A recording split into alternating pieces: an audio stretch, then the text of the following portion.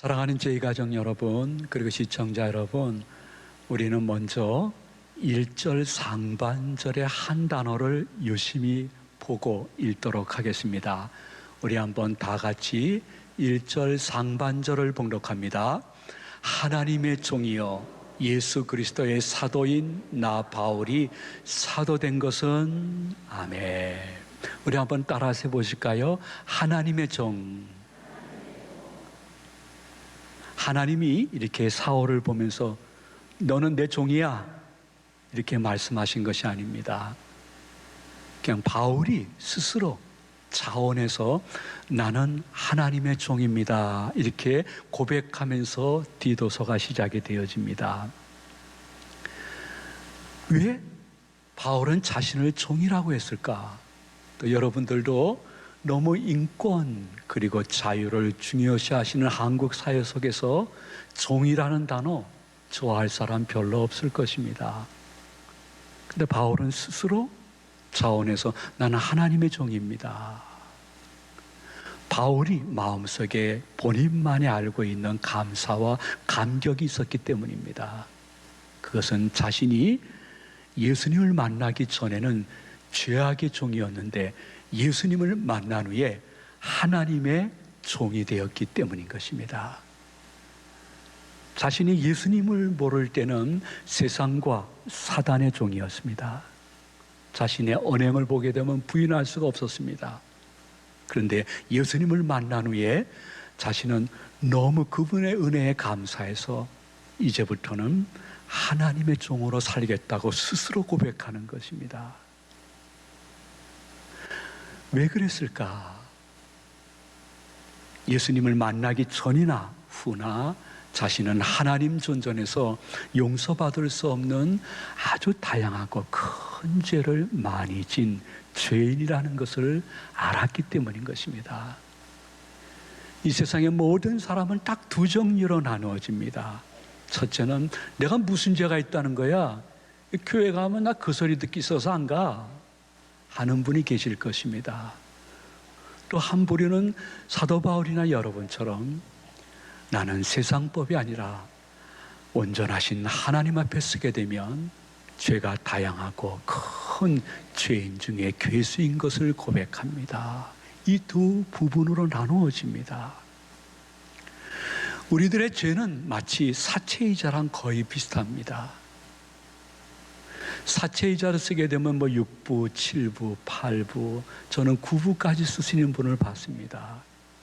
급해서 썼겠죠. 그러나 그 후로부터 자신의 수입하고는 비교할 수 없는 이 사채이자, 이것으로 말미암아 처절한 고통을 당하십니다. 정신적, 육체적, 물질적 고통은 결국 마음속에 이런 생각까지 품게 합니다. 이대로 죽어버려야지. 죽음으로 다 갚아야지. 우리들의 죄악이 그랬습니다. 아버지 하나님 존전에서 내가 지은 죄를 계산해 보니까 이건 마치 사채이자와 똑같습니다. 하루 눈뜨게 되어지면 그 이자가 눈덩이처럼 불어나듯이 나는 지은 죄를 또 반복적으로 짓고 또 새로운 죄를 범하면서 이 모든 죄, 이 죄 때문에 나는 도대체 이 세상뿐만이 아니라 죽은 후에 내 영혼이 어디로 갈 것인가? 난 지옥밖에 없어. 난 지옥의 백성이야. 난 지옥의 백성이야. 사채이자를 누가 대신 갚아주는 기적적인 일이 있기를 바라는 마음처럼 사도 바울도 자신의 죄가 너무 중하고 사함 받을 수 있는 방법이 없으니까 오호라 나는 너무 공고한 사람입니다. 이 죄에서 나를 건져줄 분이 좀 누가 없습니까? 로마서 7장 24절에서 이렇게 고백하고 있습니다. 우리 한번 다 같이 내 고백처럼 고백합니다. 오호라 나는 공고한 사람이로다. 이 사망의 몸에서 누가 나를 건져내랴. 아멘. 이러한 죄의 문제로 말미암아 너무 괴로웠던 바울에게 영적인 사채 원금과 이자를 단번에 그리고 영원히 갚아주시는 분이 임재하신 것입니다. 그분이 바로 예수 그리스도요. 여러분들도 그 고백이 계시기를 소망을 드립니다. 우리 한번 그의 회복되어지는 고백을 한번 들어보시기를 바랍니다. 로마서 7장 24절로 25절 상반절 말씀인데 우리 한번 다 같이 봉독하도록 합니다. 오호라 나는 공고한 사람이로다. 이 사망의 몸에서 누가 나를 건져내라. 우리 주 예수 그리스도로 말미암아 하나님께 감사하리로다. 아멘.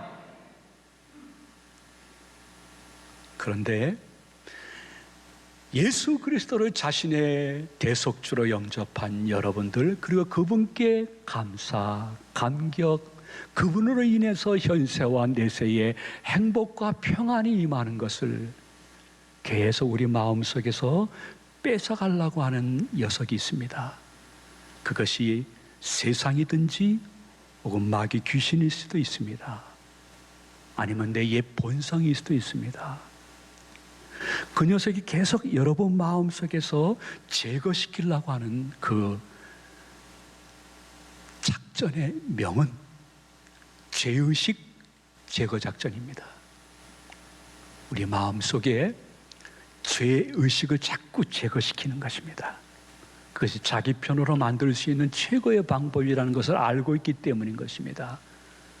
그래서 마음속에 나는 한 번도 교도소 가본 적도 없어. 나는 파출소 가서 조서 한 번 일평생 써본 적이 없어. 그런 사람이 왜 내가 죄인이야? 나는 성경과 그 목사들이 자꾸만 죄인이다, 당신은 죄인이다, 용서받지 못할 죄인이다. 나 그 소리 듣기 싫어서 안 간다니까 교회를. 자꾸만 교회라고 얘기하지 마세요. 그리고 솔직히 내가 교도소 다녀왔습니다. 그러나 그 형량을 다 채웠기 때문에 나는 완전히 죄에서 해방된 사람입니다. 그래서 우리 마음속에 계속해서 죄의식을 점점 제거시킵니다. 나만 죄진 나 그분도 거의 비슷할 걸 들춰보면 다 톡톡이 기재복이야.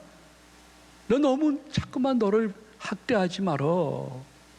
해서 점점 죄의식을 제거시키게 되어지면 예수 그리스도도 필요 없게 됩니다. 그분과의 교제도 의미 없게 만들어버립니다. 그러면서 비워진 내 마음속에 그 녀석이 채우는 것이 있습니다. 그것은 바로 삶의 권태 혹은 허무 이런 것을 집어넣기 시작합니다. 그래서 교회 다니면서도 삶에 대해서 굉장히 부정적이고 염세적인 생각으로 가득하게 되어집니다. 죄의식이 그리고 예수 그리스도가 내 안에서 점점 제거되어지면 여러분들은 그 무언가에 중독되고 맙니다.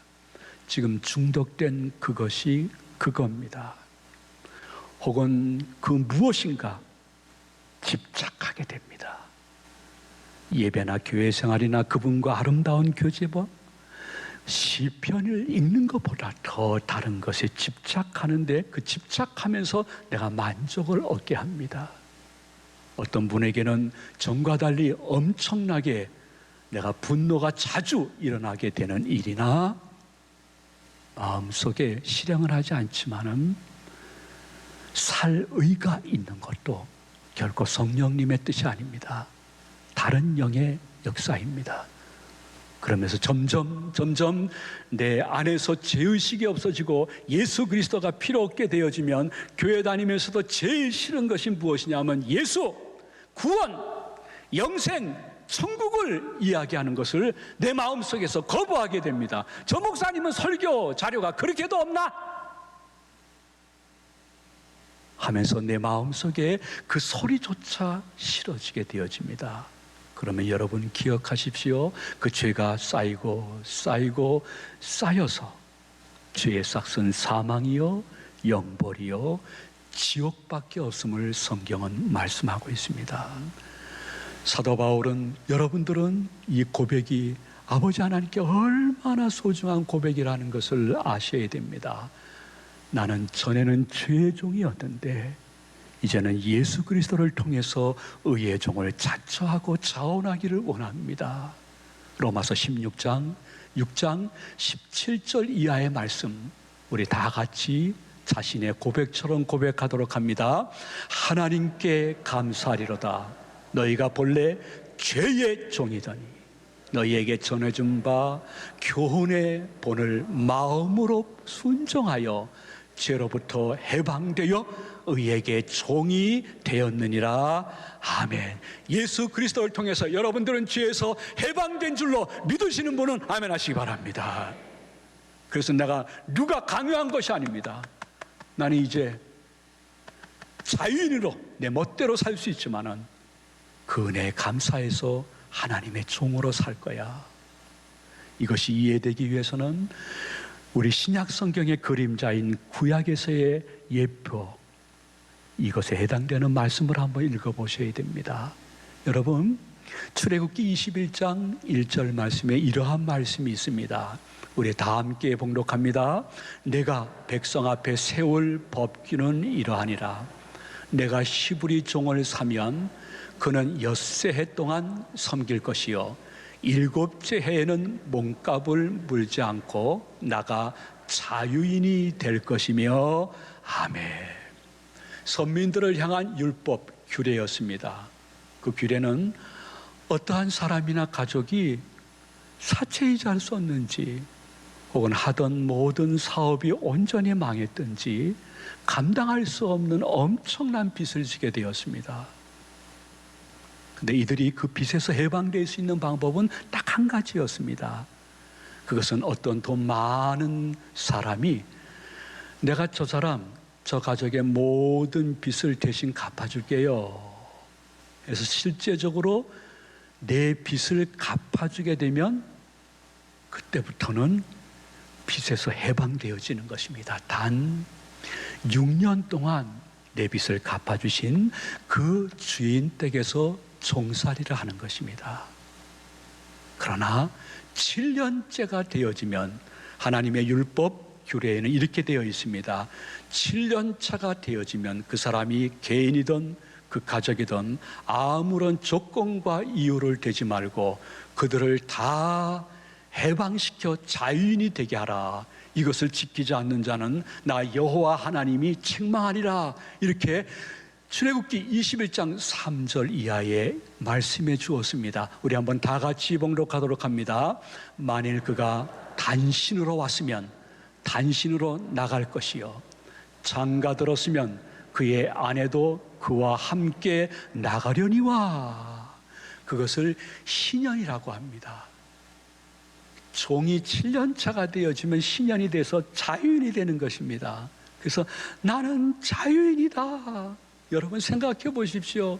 6년 동안 종살이 하다가 내 아내와 내 자식은 이게 무슨 죄야?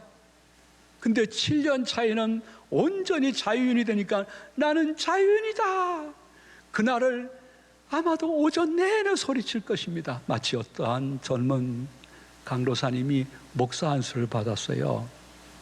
목사 안수를 받고 그날 저녁에 자기 방에 들어가서 문 잠가놓고 커튼 다 치고 한없이 소리를 질렀답니다. 그렇게 소망하던 목사 안수를 받았기 때문에 나는 목사다, 나는 목사다, 나는 목사다, 할렐루야 아멘, 주님 감사합니다, 나는 목사다 소리쳤다고 하길래 제가 속으로 그랬습니다.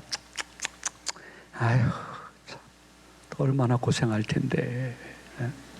좀 국리 여기는 마음이 생겼어요. 그런데 여러분, 종 중에 이런 종들도 있었습니다. 6년 동안 상관, 주인 되시는 그분께서 종인데도 정말 생각외로 자신과 자신의 가족을 잘 돌봐주시고 베풀어 주시며 어떻게 보면 다른 집 종들과 달리 종처럼 생각하지 않고 가족처럼 해준 경험이 너무너무 감사하고 기뻤던 것입니다. 그래서 가족회의를 하거나 혼자거든 혼자서 마음에 결정합니다. 나는 온전히 자유인이 될 수 있으나 나는 이 상관, 이 주인의 사랑 때문에 더 종으로 있어야 되겠다. 누가 강요한 것이 아닙니다. 자원해서 그렇게 하시는 것입니다. 그 고백을 여러분들이 출애굽기 21장 5절에서 한번 다 같이 보시도록 하겠습니다. 만일 종이 분명히 말하기를 내가 상정과 내 처자를 사랑하니 나가서 자유인이 되지 않겠노라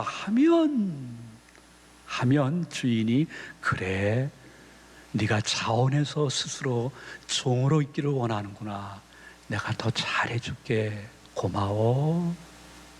하는 사람들이 있었다는 것입니다. 이것이 구약의 구원의 예표요, 신약에서는 예수 그리스도께서 한번 그분과 나를 비교해 보세요. 이런 표현이 기분 나쁜 분들 용서해 주세요. 벌레만도 못한 나인데, 만삭 뛰어나지 못한 것 같은 나인데, 이러한 나를 위해서 예수님이 친히 인간의 몸을 취하셔서 이 땅에 오셔서 나의 과거, 현재, 미래, 내 영육의 모든 죄를 대신 지시고 내가 받아야 될 형벌을 십자가에서 대신 받으시고 내가 죽어야 될 죽음을 직접 대신 죽으시고 내가 당해야 될 지옥 형벌을 직접 받으신 예수 그리스도의 그 사랑, 그 은혜, 그것에 대한 감사, 감격, 행복이 있는 사람은 누가 강요한 것이 아닙니다. 내가 그것이 너무 감사해서 나는 예수님을 보내주신 아버지 하나님의 종으로 나머지 삶을 살 것입니다. 그리고 예수님 한 분만으로 만족할 것입니다.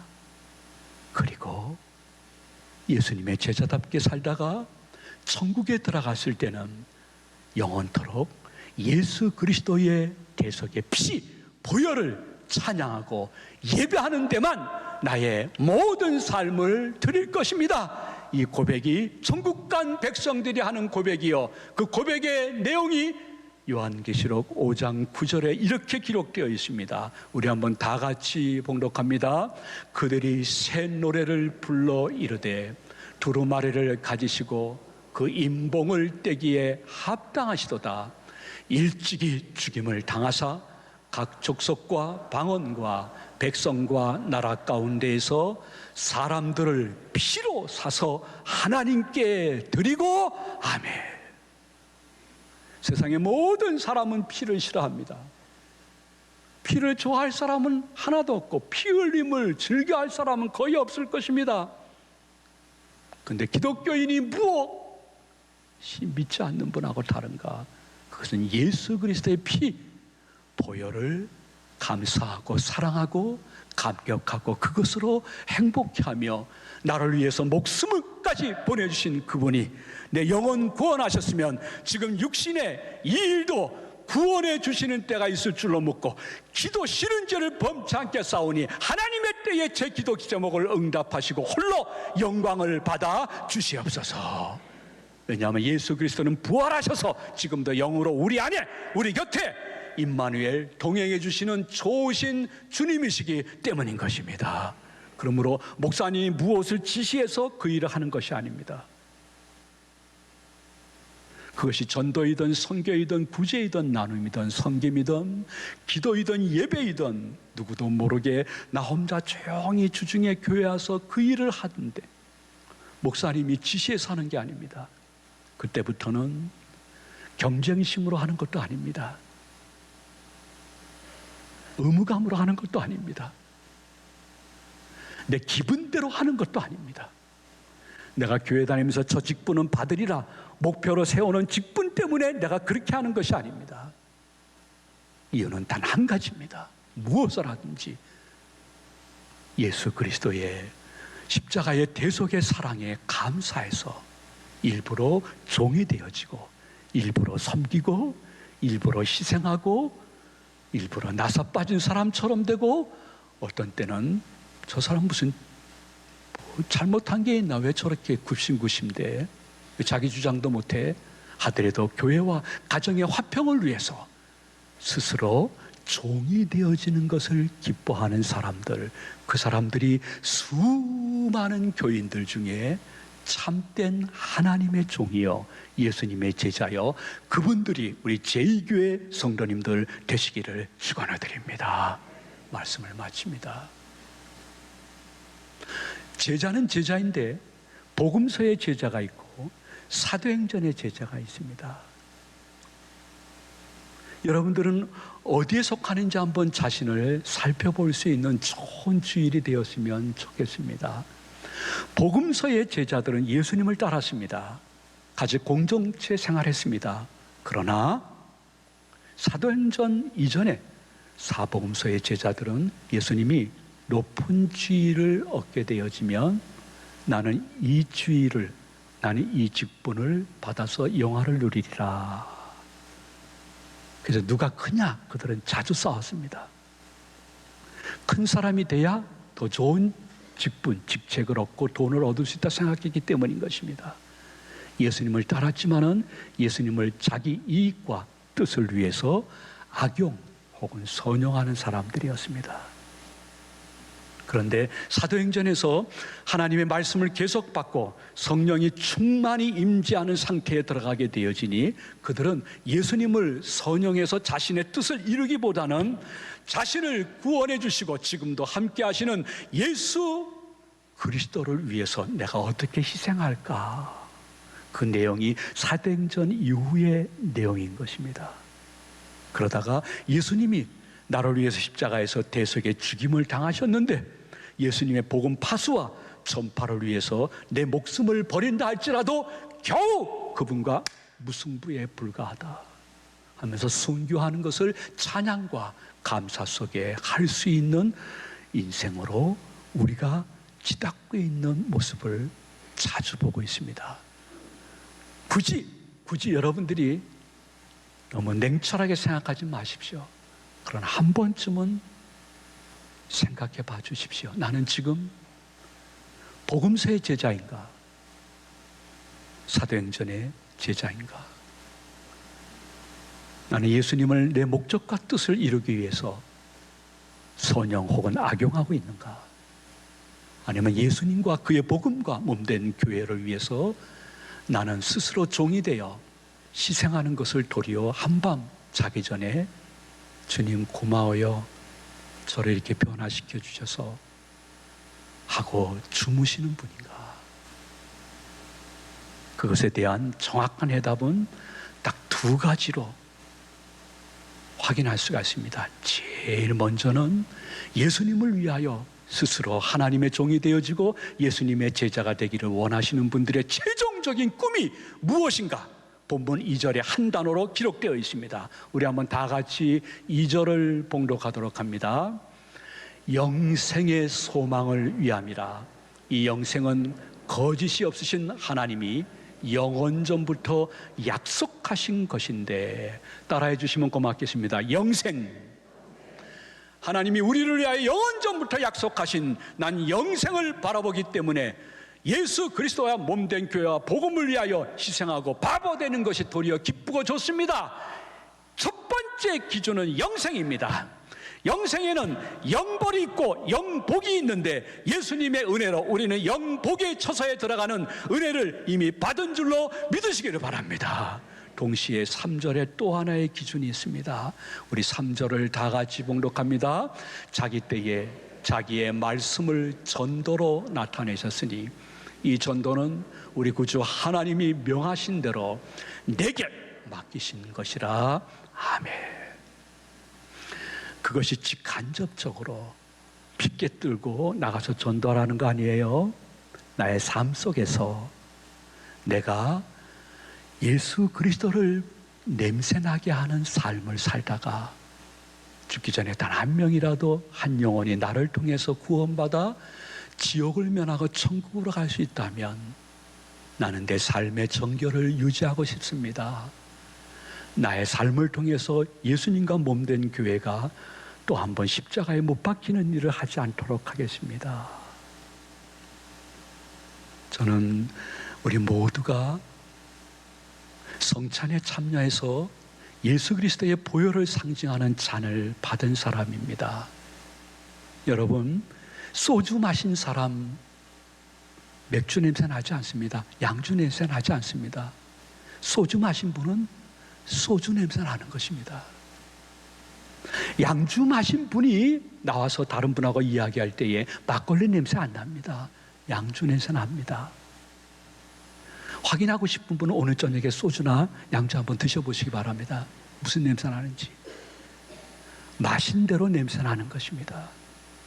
우리가 성찬식에서 나를 위해서 대속의 보혈을 흘리신 예수 그리스도의 보혈을 상징하는 잔을 마셨으면 우리는 삶 속에서 예수 냄새가 나야 될 줄로 믿으시기 바랍니다.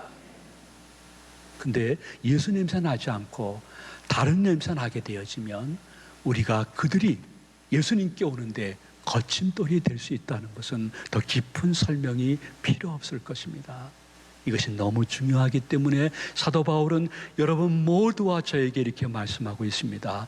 너는 예수의 냄새를 좀 풍기지 않으련 너는 예수의 향기가 아니냐. 너는 예수님의 편지가 아니니. 전도는 하나님이 내게 맡겨주신 것인 줄 알고 작은 일에 은밀히 끝까지 전도를 위해서 나의 삶을 지키게 싸우니 주여 저를 통해서 지옥 갈 영혼 한 명을 구원하시는 은혜가 우리 가족 중에 내 주위에 있는 사람 중에 있어지는 가을과 겨울이 되게 하여 주시옵소서. 그래서 점점 여러분들이 이렇게 예배드리면서 하나님의 꿈이 여러분의 비전이 되어지고 예수님의 성품이 나의 인격이 되어지고 성령님의 권능이 나의 능력이 되기를 원하고 바라고 기도하는데 승리하는 모든 성도님들이 되시기를 축원을 드립니다.